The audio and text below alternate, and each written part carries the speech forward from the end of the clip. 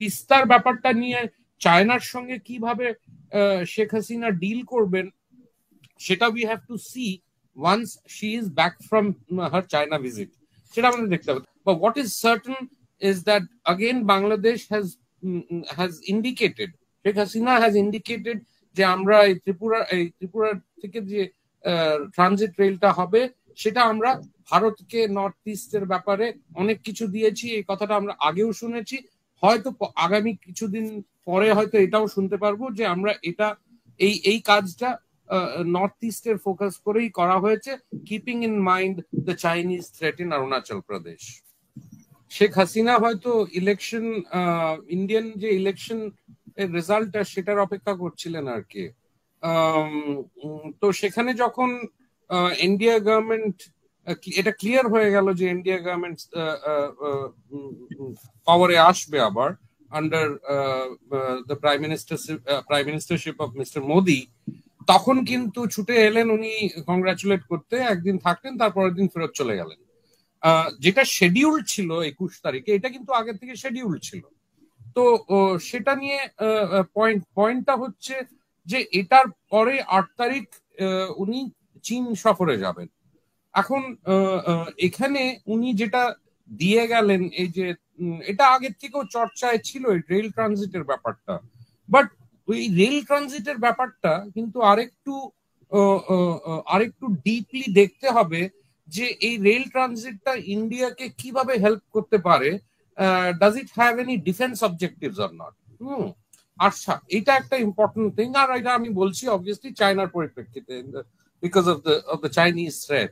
তো সেটা কি ট্রুপ মুভমেন্টে হেল্প করবে, বা কোনো এক সময় যদি ট্রুপ মুভমেন্টের ইয়ে করতে হয় তাহলে কি আমরা অরুণাচল প্রদেশের কাছাকাছি তাড়াতাড়ি পৌঁছতে পারবো? 1 নম্বর।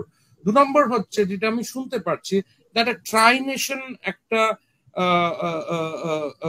অ্যারেঞ্জমেন্ট তৈরি হবে বাংলাদেশ, ইন্ডিয়া, নেপালকে নিয়ে এই তিস্তার কাছাকাছি কোনো একটা জায়গায়। সেখানে সেটাও কি একটা তার মানে এক ধরনের আন্ডারস্ট্যান্ডিং এ আসা হয়েছে যে নেপালকে রাখা হলো, বাংলাদেশকেও রাখা হলো, আর ভারত সেই এটা লিড করলো, এই ট্রাই নেশন যে অ্যারেঞ্জমেন্ট, সেটাও কি চায়নাকে তাহলে থামাবার জন্য করা হলো? সেটা যদি হয় তাহলে ইন্ডিয়ার সিকিউরিটি কনসার্নস গুলো হয়তো অ্যাড্রেসড হয়ে থাকতে পারে, এগুলো যদি হয়ে থাকে। তো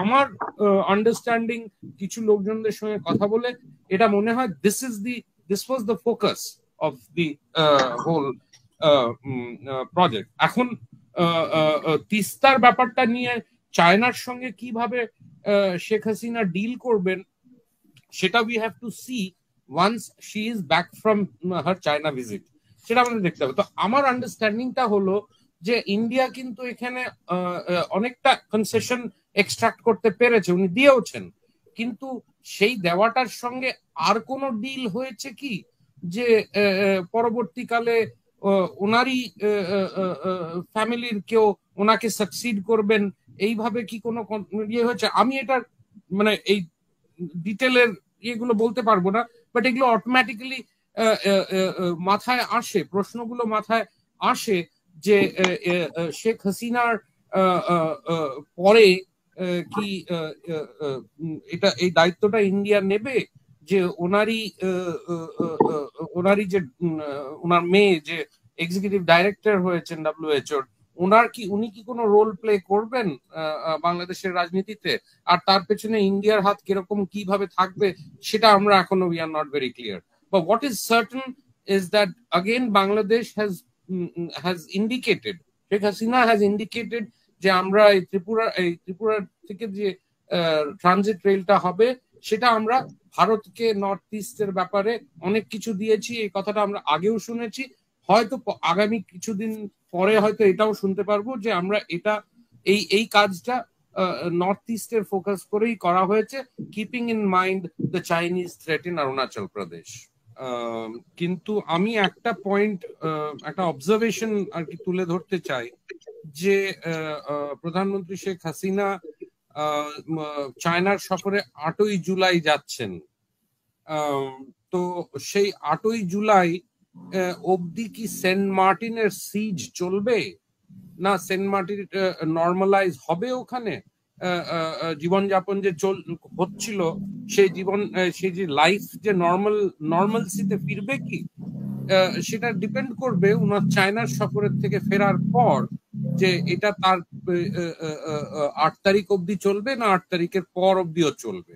সেটা হয়তো আমাদের অনেক কিছু বুঝিয়ে দিতে পারে যে উনার এই যে ব্যালেন্সিং অ্যাক্ট উনি করে আসছিলেন এত বছর ধরে চায়নার ইন্ডিয়াকে নিয়ে, সেটা এই ক্ষেত্রে কতটুকু সাকসেসফুল হবে কিনা সেটা আমরা জানবো ওনার চায়নার সফরের চায়নার থেকে ফেরার পর।